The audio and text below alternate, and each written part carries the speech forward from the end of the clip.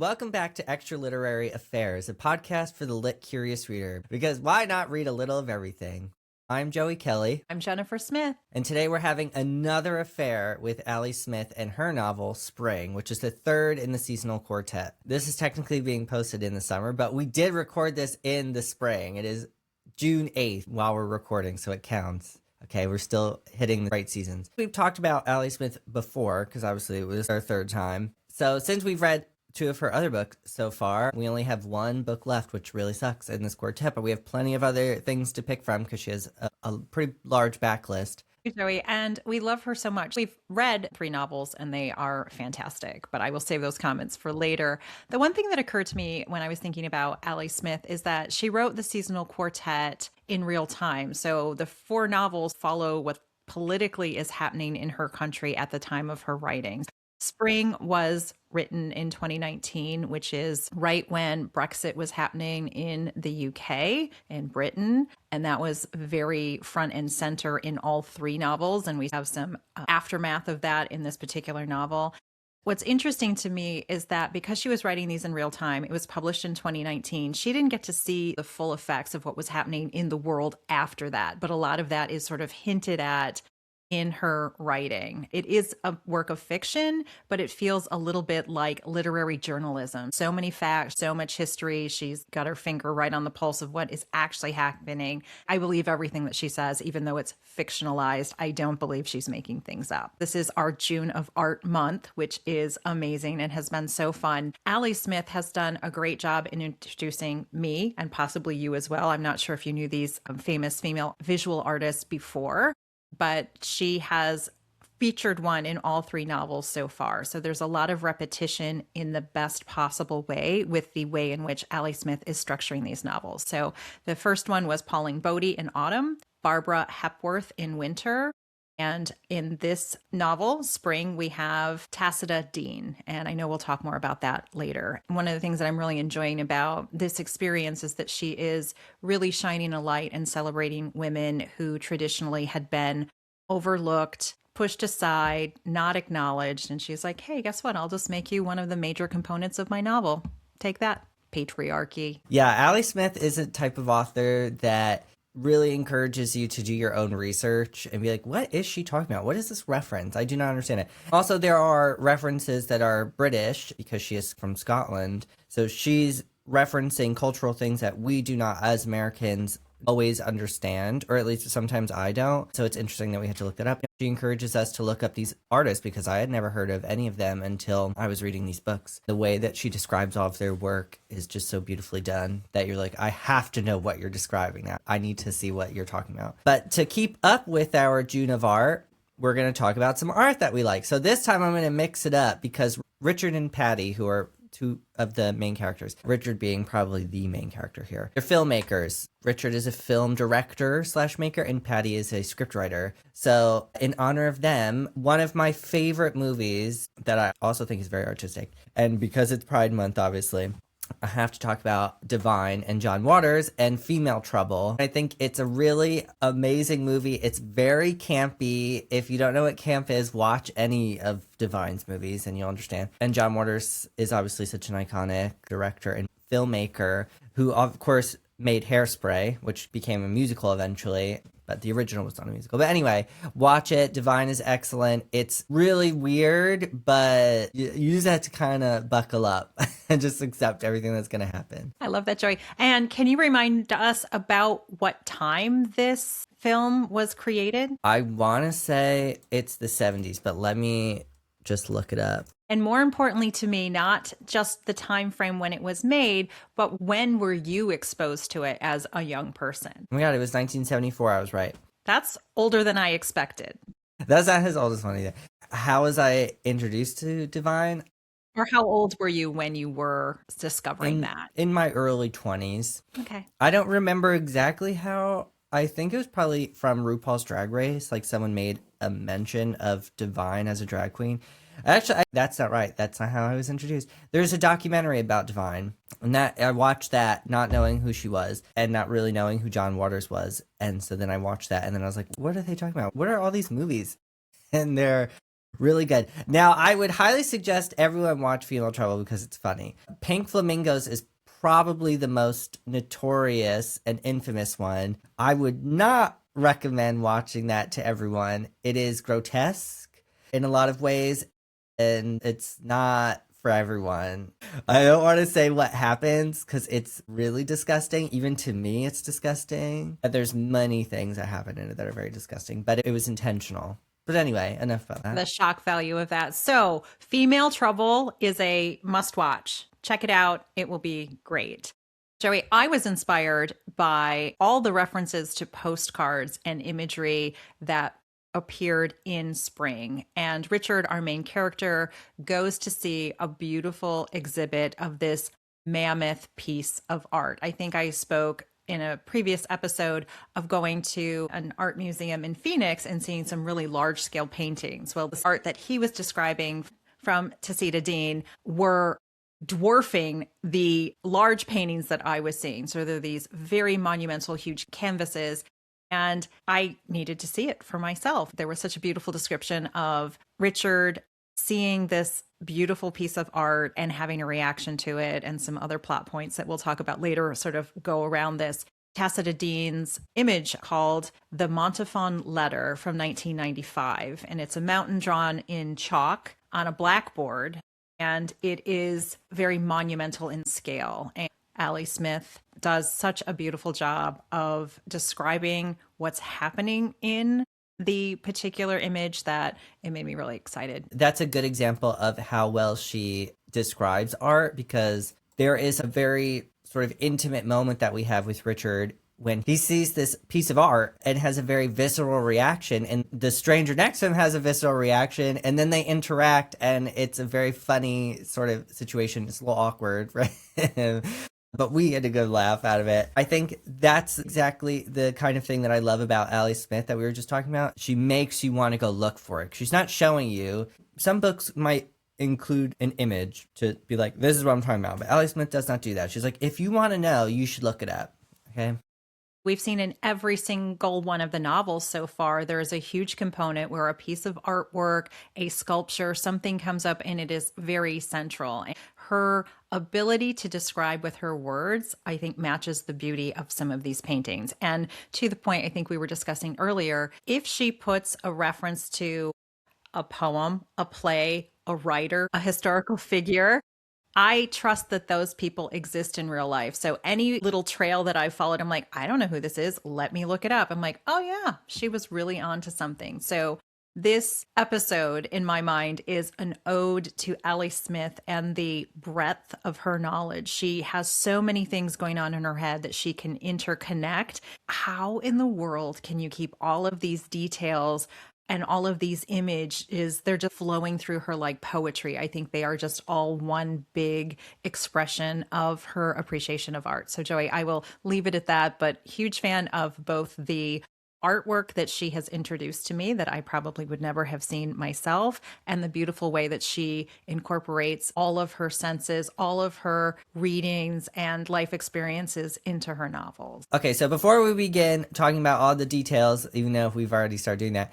I want to read what is provided on the back of the book. It's not very informative, but it makes me interested in what it could be about. So on the back of the book, it says, what unites Catherine Mansfield, Charlie Chaplin, Shakespeare, Rilke, Beethoven, Brexit, the present, the past, the north, the south, the east, the west, a man mourning lost times, a woman trapped in modern times, spring, the great connective, with an eye to the migrancy of story over time, and riffing on Pericles, one of Shakespeare's most resistant and rollicking works, Ali Smith tells the impossible tale of an impossible time. In a time of walls and lockdown, Smith opens the door. The time we're living in is changing nature. Will it change the nature of a story? Hope springs eternal. It gives you a vibe of what this is going to be about. And that you should probably start looking up some references because it's listed all out there. To go back to what we were talking about in the beginning, you had specifically talked about postcards, and we were just talking about visual art. Films are visual art, obviously, unless you're just listening to it. And a postcard is central to the plot of this story, which is kind of surprising because she doesn't typically have plots in her book so far, at least in this quartet. And I feel like there's sort of a plot happening, not the whole time, but a part of the book. But it revolves around the importance of a postcard. Yeah, Joey, I love postcards myself, and I have a very strong tie to receiving postcards. So I'll talk about that secondarily. But the very specific postcard that we saw the image, he goes to the gift shop, he gets the postcard, and he writes it to Patty after Patty had passed away. They had a lifelong correspondence through postcards. And I thought it was very beautiful why they chose to express themselves in that way. As you said, Richard is a filmmaker. He met Patty, who is older than he is. They did their first work thing together, and he's like, it's the first woman I ever bought a whiskey for in a pub. So I thought that was very sweet. I'm going to read a little bit of background when they talk about why they do these postcards. It's quite a long passage, but I think it's important. So I will summarize parts of it. Patty is dying. He goes and talks to her twin sons. And they're like, what's the nature of your relationship with my mother? And he said, 30 years ago, my marriage broke up. Your mother was very important to me. And I will start reading here. My marriage broke up 30 years ago, and my wife and child left the country and, to all intents and purposes, left my life. I was very depressed and for quite some time. One day, your mother suggested that I take, in quotes, my child to see some theater shows or films, or take her on holiday or to an art exhibition. And she goes on there and he asks, how can I do this? And she says, use your imagination, take her to see things. Believe me, your child will be imagining you too, wherever she is in the world. So meet each other imaginatively. I laughed. I'm serious, your mother said. Take her to see things and tell her to send me a postcard whenever you do go to see things and places, just so I know that you've taken me seriously. And so that's the setup. His friend gives him the gift of imagining that he can still interact with his daughter. And Joey, there will be a big reveal about who this daughter turns out to be, which I also am just delighted by Allie Smith doing this. Throughout the course of the novel, we see not only Patty and Richard having correspondence through their postcards, they also talk about Rilke and Catherine Mansfield back in 1922. Allie Smith makes the very clear distinction. In 1922, sending someone a postcard was the equivalent of sending a fax or a text. Like, it was the quickest way to get your message across to someone else. I really appreciated her calling that out, that you have a tangible remembrance that you can read over and over again and have this piece of art. Now, a postcard usually has a picture, something interesting on the front, and she talks about how Rilke had an image of a postcard that inspired his writing. Mansfield had received a postcard from her French lover, and she crossed enemy lines to say, oh, but my grandmother needs me. See, I have a postcard from her. I have to go. This really interesting way of using postcards even to be subversive, right? They used codes in some of the postcards that they wrote to each other, and it said, I wish I could go visit Aunt Eurydice. You know who that is? It's a famous myth. I wish I was with our Aunt Eurydice, right? And she shortened it so it wasn't completely the right name, but he was like, oh, she's telling me she wished she could kill herself, because if you're visiting that person, you are in the land of the dead. So again, the reason I'm bringing this up, this is a tribute to Allie Smith and her beautiful storytelling, her putting these physical props, using language and image and creativity and connection in a really great way. And Joey, on a personal note, way back in 2012, I lost a very dear friend who died unexpectedly. And this person was very well traveled, and we have known each other since I was a teenager. Every time Susan would go to a new locale, she would write a postcard to me. So throughout my lifetime until my 40s, I was able to get these beautiful postcards from her. And when she passed, not only did I miss her, I missed the tradition of getting postcards from my friend and seeing the world through her eyes. I mentioned that to a new friend that I had met. And she and her husband, to this day, when they travel, they will still send me a postcard from places unknown to me. Sometimes it takes months. The longest one was like 6 months later. Did you get my postcard? I'm like, no. And at Easter, I got a postcard that was sent to me at Thanksgiving.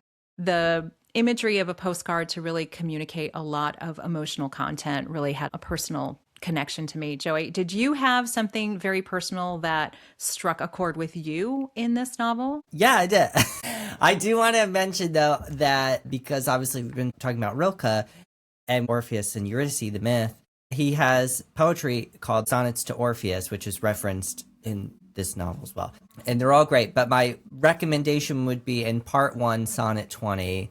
And I believe that they reference this one. It's about a horse.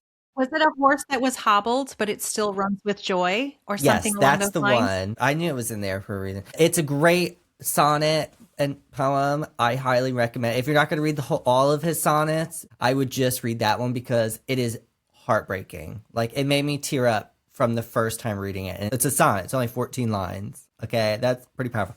It's interesting how certain things call out to each of us in any story or any novel, and it reminds us of other things. So that's great. But so for the thing that stuck out to me that felt sort of personal in some way was Richard's love of lemons, which is sort of a little silly. But for me, I think it served two purposes. I think for Richard as a character, it served as a touchstone. And if someone's not familiar with what a touchstone might be, is like something when you need to remind yourself that there is something greater than you. You're a part of a greater thing, not the sum. I think he seeks out these lemons to sort of remind himself, to bring him back down and calm himself and remind him that he is not the center of the universe. And I think that the other purpose is as a metaphor. I want to just read the brief excerpt from the book where he talks about lemons specifically. Smith writes, Allie Smith, not Jennifer Smith. His eyes go from the loose ones in the tub to the bay of lemons bagged in the yellow plastic netting. He picks a lemon up from the loose pile. He holds it in his hand, feels the weight of it. He holds it to his nose. Nothing. He digs the nail of his thumb a little into the skin, past the wax, and tries again. And there it is. The far high smell of lemon, sweetness and bitterness at once. Sight, smell, and touch, vitality again in so many senses just from the proximity to a lemon. That's what he should be feeling. But what's in his head now is the little lemon tree some friend of his ex-wife gave his ex-wife for Christmas, quite near the end.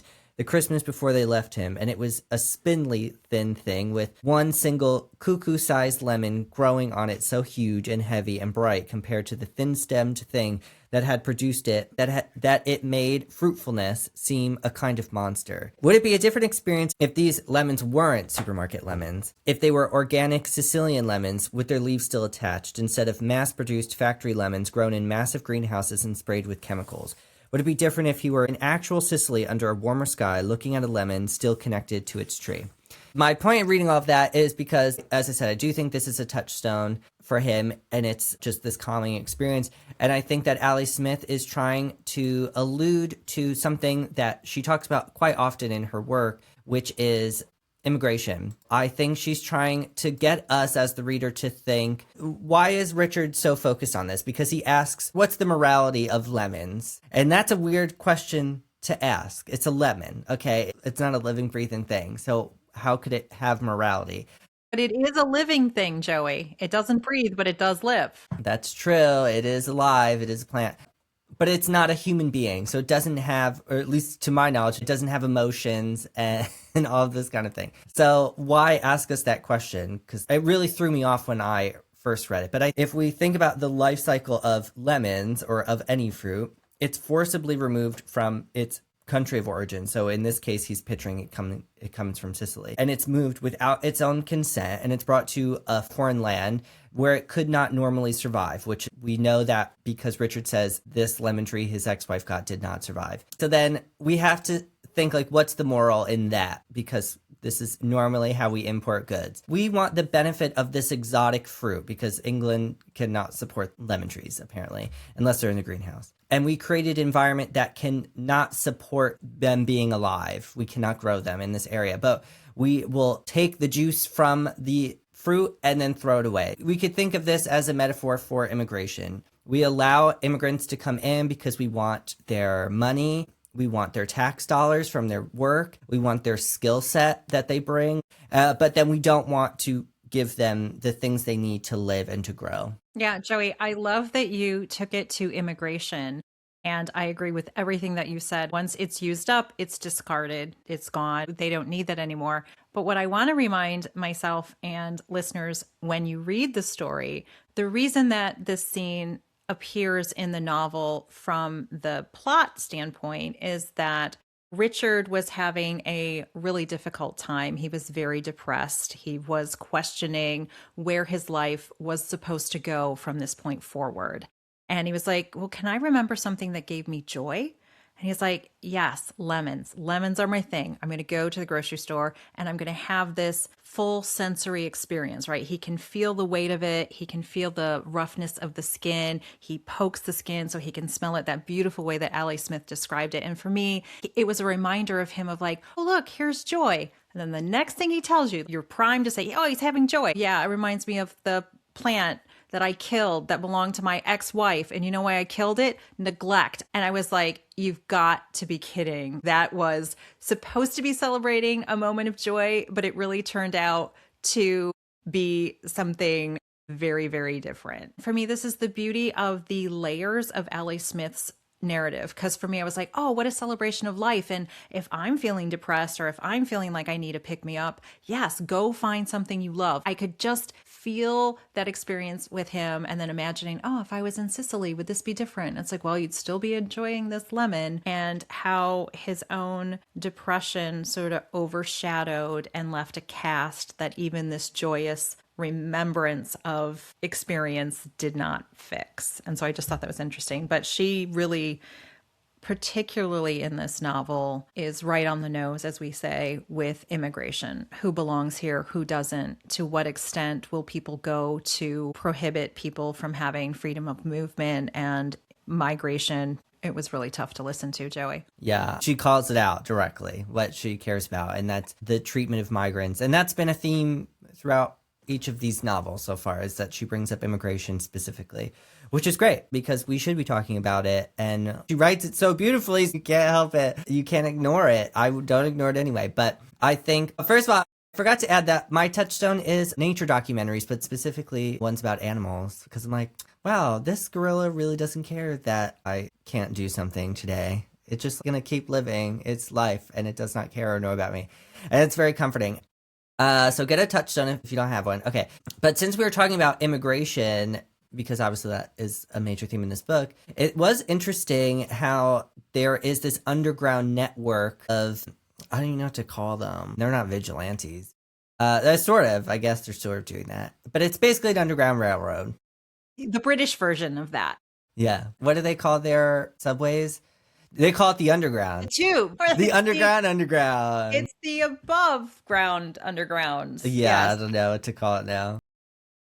That's really interesting, Joey, because they don't refer to it, but I am going to read a passage that Allie Smith has her characters describe for us that really hit home. Richard is there and he is recording a documentary to bring this to light. It says, recording. Don't the people you've filtered through here become very conspicuous in a village or small town where every stranger will be noticed? He says to his first interviewee. We're a countrywide network. The silhouette that's the shape of Alda, the woman who drove the coffee truck that day he first came here himself, will say.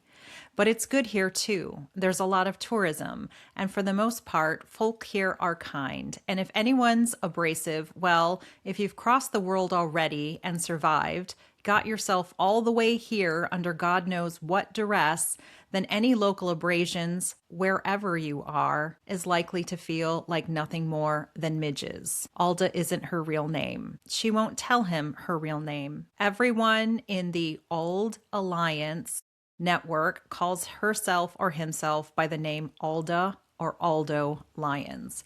Joey, I love that because there are several key scenes where people have an opportunity to do the kind thing, to look away, to make it easy, to reduce friction for someone's travels between various places. And in the story, before we know that there's this network, it seems a little bit like magical realism. The young girl who is the person who is trying to reunite with her mother, we find out, also driven by a postcard. She's like, I have a postcard and it says I'm supposed to go do this particular thing. And she doesn't tell anyone why she has to go, because you can't be like, oh, my illegal mother has a network of people hiding her. Can you help me find her? Immigration agent, detention center foreman. No, I can't say that.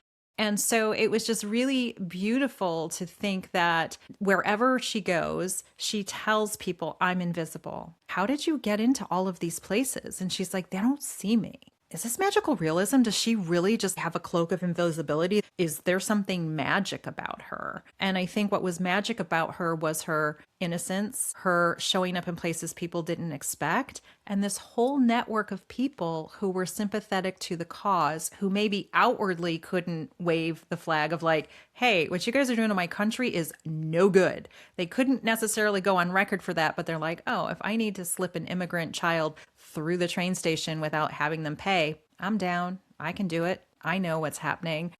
Joey, I did not know what was going on. And, I love to believe in magic and ESP and that kind of thing, especially in a book, that a woman said, is your name Florence? Do you know that lady over there? She's like, I've never seen that lady before in my life. She goes, she knows your name is Florence and she knows he's the filmmaker. I'm like, is she a psychic? Is she a tarot card reader?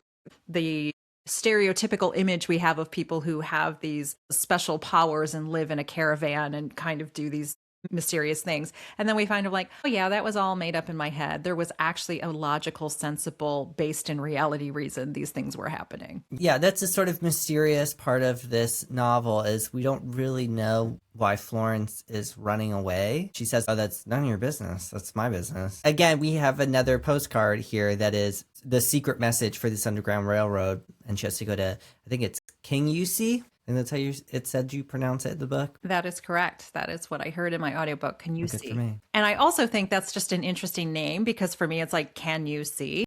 The girl who's invisible is going to a place that's called Can You See? And it's actually where, Joey, that scene was so beautiful. And again, just one little hat tip to Allie Smith. The girl gets to the town where her mother's going to be. She dodges, she sort of breaks away from the immigration agent who's been traveling with her as a protector, sort of just like this big sister character. And she meets her mother. And Allie Smith says, if you can imagine what a heart leaping looks like, that's what happened when that daughter leapt into her mom's. See, I'm crying already, Joy. That when that daughter leapt into her mother's arms, she was like, that was a visual representation of having your heart leap. And then the immigration agents crack down, they come, they're going to be separated. It's just like the whole thing starts all over again. And I'm just like tearing up about it because I'm like, what a freaking waste. But thank you, Allie Smith, for giving us that one moment of joy where that mother and child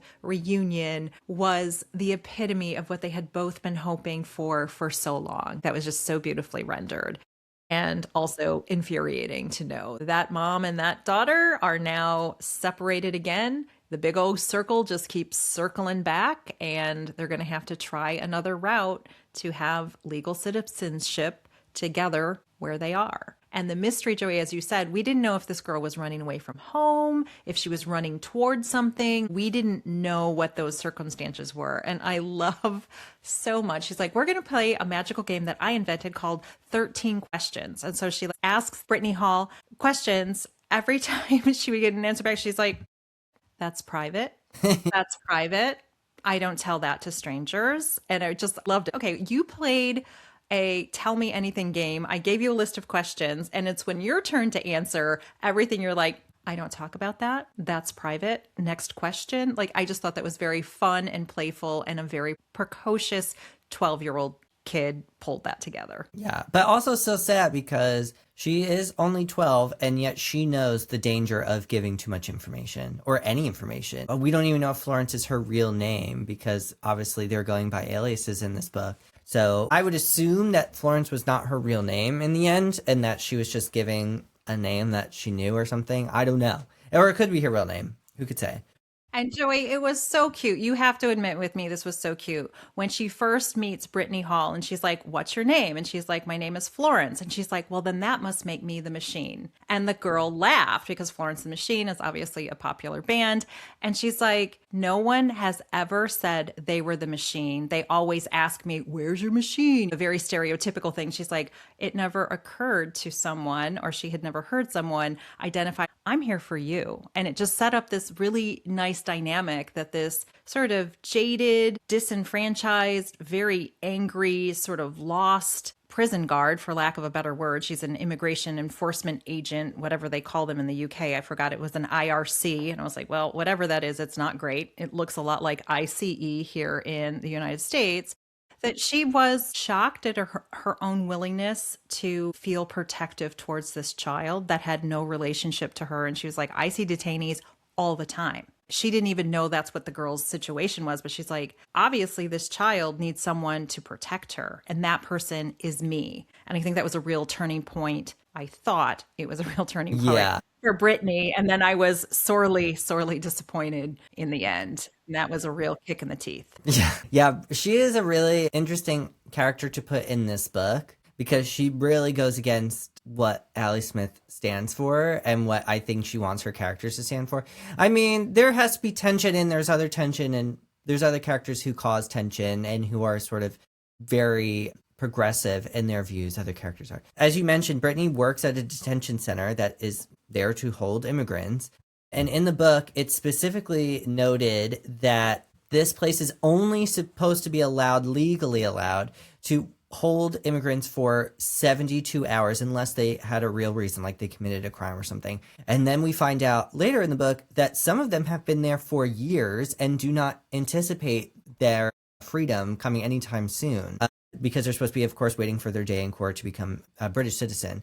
There's a really interesting conversation that happens between Brittany or Britt and her ex-boyfriend, Josh, where he's telling her a story about a Nazi that shoots this innocent person, and he suspects that we're supposed to see this Nazi as the hero of the story, that we're supposed to be on their side. And he asks another important question, which Allie Smith, okay, thank you so much. We always have to contemplate things. I got to put a book down and be like, what is she talking about here? I need to understand. He asks, how can you have a hero in a story that is soulless? I think that's the point of Brittany in this story, is we have a heroine who is basically soulless. She has no empathy for anyone, to set everyone up. She's annoyed at Josh, her ex-boyfriend, for asking this question and bringing this up because she knows exactly why he's doing it. So she says, no, see, I'm not going to tell you what I voted. I'm not going to let you think you can decide something about me either. All I'll say is I was younger then and I still thought politics mattered.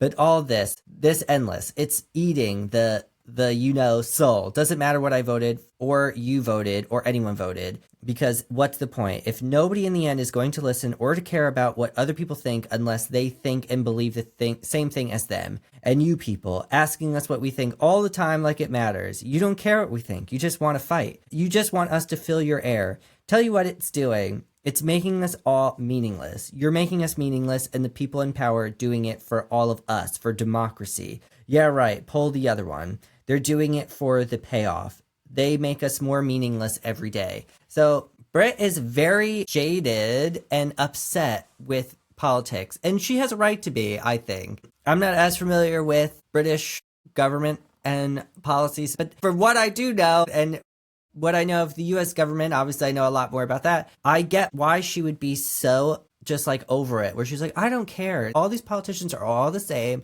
They care about money. That is what is the driving force for all of them. Just like in the United States, just today or this week, there was a huge uptick of politicians making more money off of the stock market. Obviously, everyone was aware of that and it's been talked about, but it's just like an increased amount recently. So then we have Florence and the machines, as you were just mentioning, and Brittany is the self-identified machine. She's literally a part of the machine that is here to process Florence and her mother and every other immigrant in the country, in Britain. And also to your point, we think this must be the thing that's going to change Brittany. She is going to come out of the other end of this book a different person. She's going to understand empathy. She's going to gain it.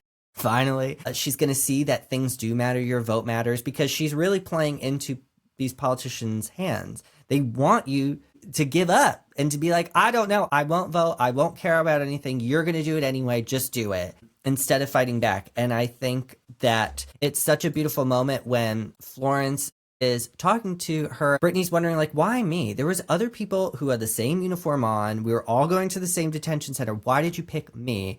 And I think it's because of the conversation that you had mentioned where she's like, am I your machine? And that's like the differentiator for her. But what Florence basically says is that she wanted to basically hire the machine to train it to work for the people instead of against the people.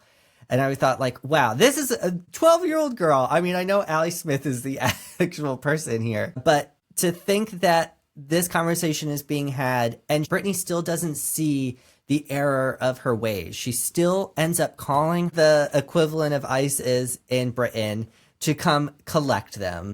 And she doesn't learn a damn thing. No, Joey. And I appreciate you say that because this is our June of art. And when I was thinking about all the quote unquote magical things before they were explained to us that Florence had done, I'm like, are you like Joan of Arc? Do you have special powers? Do people just part the way and let you come through because you have some divine intervention? It was just a very mythical, magical, kind of interesting thing that she walked into Bordello dressed as her 12-year-old self in this pure, innocent little schoolgirl outfit. And she convinced them to let the other girls who were trapped there against their will, having to perform sex work non-consensually. She's like, this is not cool, guys. Just let him go. And everyone's like, okay, we will. That sounds great. No, how did you do that? And I was like, divine intervention. Is there witchcraft? What's going on? And Brittany at the end, she was like, I can tell you what's happening here. I was hypnotized. That girl has some kind of mind control, hypnotism. She did it. And now that I'm free of it, I realize the error of my ways. I'm going to report them. I'm going to get a promotion. Everybody's going to think I'm a big deal because I'm going through the motions and I believe in my cause. Joey, it was such a gut punch. Come on, Brittany. Seriously? You saw this girl. You said this was the best Monday of your entire life. You were running away with this girl on this adventure and you're like, this is the best Monday I can ever remember in my life. I'm so glad I'm not at work right now. And then she just blows the whole thing. She lost her senses. She quit being a hard, jaded, awful human being for like 12 hours. And then she's like, nope, came back with a vengeance. I was pretty annoyed. So I don't know if Brittany will ever reappear in a plot line with Allie Smith. You never know. But I was pretty disappointed in how that played out. Yeah. I don't know what the real purpose. We'll have to see if she shows up in summer. Obviously, that's the final book of this quartet. If she doesn't, what a way to leave her off. Good riddance. But as Allie Smith trying to say, some people are just never going to be able to gain empathy. And Brittany has a very personal experience with somebody that is experiencing discrimination because of their immigration status. And because she doesn't know, she treats this 12-year-old girl as if she were anybody else who had the right to be there. But that changes when she figures out that she is, in fact, an undocumented immigrant in her country. The moral of that story is that she was just soulless the whole time, that Josh was right. I think she also tries to justify why she's working at this detention center. And a part of me, a very small part of me, can understand that she was a top student, and so was Josh, according to her, in high school, but her mother could not afford to send her to college or to university. And so it seems like jobs are extremely limited, because it probably was. Okay, I understand how that works, the global economy. And Josh seems to have worked at like an Amazon-esque, or not, if not Amazon, as a warehouse employee that was laid off. So I can understand that desperate times call for desperate measures, but how desperate do you have to be to give up your morality if she even starts out with that? Is this an ethical thing? I think is what I walked away with. Is it ethical to work for a company or for an organization or an agency just for money because you don't have a choice? Is there another choice? Did you search for other choices, or was this the first one that came along? We don't know all of that. We just know that she currently works there. Yeah, Joe, I appreciate that because she does say to her boyfriend, it's like, hey, at least there is money and security. They are not going to be shutting down these detention centers anytime soon. So as long as I do my job, I am going to be the paycheck. And it was very interesting for me, as you said, when the boyfriend's like, I think it's changing you, and it's not changing you in a good way. And the fact that you can't even see how unsympathetic you are to the human condition or taking any sort of personal responsibility for your actions of how that's influencing the lives of these people. It's like, I don't think I want to be with you. I just don't think I want to be with a person like that in my life. And that really resonated. So there was a part of me, Joey, because you know I like to be really naive, Pollyanna. Everybody's just going to have their moment of epiphany and it's all going to work out. When she lost track of Florence in the Tesco, they went out one entrance and she was in the ladies' room. It was like a little blockade of ladies who made it so she couldn't actually follow them out. I think that was an orchestrated friends helping friends kind of thing. That I thought for a moment, Joy, and you can convince me that I'm completely crazy on this, that she was like, oh no, where did the girl go? I have her backpack. She's not going to survive on the streets without her backpack. I've got to get this back to her. So she's like, well, how can I? Oh, they're going to go to Culloden. They're going to go to this battlefield. How do I get there? How do I make sure she's safe? That was in my little Jennifer head. She's going to help the girl be safe. So she called immigration. She's like, hey, I got a gang of guys who are just going to go out there and bust them. So she makes the call. She's like, hey, I think there's some illegals out there. They go, they get the mother. We watched the scene unfold. And there was that little part of me that was like, she just wanted to give the girl her backpack. She just wanted to make sure that she was going to be okay. Or she realized that the girl left the backpack because she doesn't need it because it wasn't really hers. And all of this stuff sort of unfolded. And yeah, I was really bummed. They got caught and now they're going to be separated. And not only are they separated, the girl again starts with nothing. Joey, this just occurred to me. Britt said she was estranged from her mom. She just didn't have this warm, loving relationship with her mom. So when she opens the journal that Florence has, her mom writes something like, you're powerful, you are strong, no matter what happens to you, you will rise above. And she's like, well, how come I don't have a mom like that? Was that just a moment of jealousy, something like very Nailed it. subverted? Well, I'm just going to ruin this for you because I didn't have it, so you can't have it either. There you go. Yeah, and she cut That's the girl's it. journal and she was like looking at it later and she was like, man, this girl's got like some really interesting things to say. And I was just like, A, it's private, it's not for you, and you only have it because you made my mom and I get put back in detention centers. Anyway, Joey, I will stop there, but it was just that very interesting question. I want to believe all people have good in their hearts and they will just transform. And she was like, no, actually, I'm still mad that my mom didn't give this to me, so I'm going to ruin your life too. I'm like, thanks. Pass it on. That is exactly how the reality is that people will cut their nose off to spite their face. It's a lot of jealousy and a lot of other things included in that. But I think in this case, it is pure jealousy. She's like, you have something that I don't have, and I would rather no one have it if I can't have it. So I will do everything I can to make sure that you suffer along with me. Instead of just being like, oh my God, it's so beautiful. She's back with her mom. That's what she was doing this whole time. That's great. Why didn't she just say that? Joey, thank you for bringing this back. This is where I want to end my thoughts on this. Before she opens the notebook, she was talking to Florence, and Florence said, yeah, my mom says you should always make the world bigger and not make it smaller. She wants to be expansive. She wants to raise people up. That is the gift you can always give yourself and the people around you. You can expand. And I thought Brittany was doing that expansion on the train. She's like, hey, my heart grew 3 sizes. I thought her heart was growing, that she was like, oh, I see this girl and all of her potential and she's only 12 years old. Brittany said, there's something inside of me that feels protective of this girl.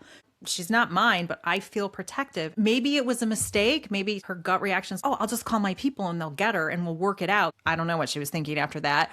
Or was there that moment of, you duped me? I was helping you under false pretenses and now you're going to pay. I don't know, but that lady's messed up is all I'm going to say. That's my clinical observation. I think she was smart enough to know exactly what was going on and smart enough to know the consequences of calling in immigration enforcement to come collect them and disappear them. Bad, Brittany, bad. You're bad, girl. And that's not cool. And if you show up in summer, I swear to God, you better have an arc here because you did a 360 and you're supposed to do a 180. Okay. A little overachieving on your growth curve here. You just bit yourself right in the butt. You just went right back to the beginning. Yeah, overachieving for sure. I want to talk about parental relationships because a big reveal, and Allie Smith, love you, and you know we love you because you do these things. Richard is talking about his imaginary daughter. She's 12 years old in his imagination, which is exactly the same age as Florence, which is also just an interesting coincidence. Allie Smith, we see you. We see what you're doing. He said, my actual daughter is somewhere in her 30s, and I don't even know where she is. He's afraid to look her up. He's like, I'm going to Google her name. And he's like, I don't know, should I not? And she spells her name in a particular way that is not the standard. which happens to be exactly the name of our precocious teenage girl who turns into an adult in the course of the autumn novel. So we're like, wait, Richard is the missing dad that Daniel Gluck stood in for your daughter, who is also a little genius, who did go see films and art and had a man in her life who was very living the life of the mind, who accidentally just fell into your daughter's life. I was like, oh, you have to send the email. And he's like, nope, come on. That matches the other storyline that Allie Smith talks about. Catherine Mansfield and Rilke were in the same town. Did they ever meet? Two geniuses who were changing modernist fiction and just making a lot of change. Did they ever interact? They just were missing each other. Ships passing in the night. A lot of your characters, like Rich is mourning his lost friend Patty, who had a family, and he says to her, I'm sad that I don't have a family. And she's like, but you do have a family. Kind of encourage him, like, get off your butt and find your real daughter. You have the power to do that. We'll see. I'm very excited to see if that ties itself together. It was really quite a coincidence that, lo and behold, look who's back. Elizabeth is making an appearance, even though she is not in this book for more than 5 minutes. Yeah, not even. She's brought up just literally one time, and then he's like, no, skip that. We'll see what happens in summer. I'm very excited to see who's going to be in this book and what it's going to be about. It's obvious the themes are going to continue, I'm sure, but I'm excited to see which characters will make a final appearance in this quartet. Agreed, Joey. That's great. Next week, we are going to do a wrap up summary of our June of Art series. So I'm really looking forward to that, Joey. Same. And if you enjoyed today's episode, please like, comment, subscribe, and share. I just looked at our shares and we have quite a few. So thank you to everyone sharing. That's so nice of you. Oh my goodness. I so appreciate you. And follow us on TikTok at Extra Literary Affairs. Awesome. Thanks, Joey. See you next week.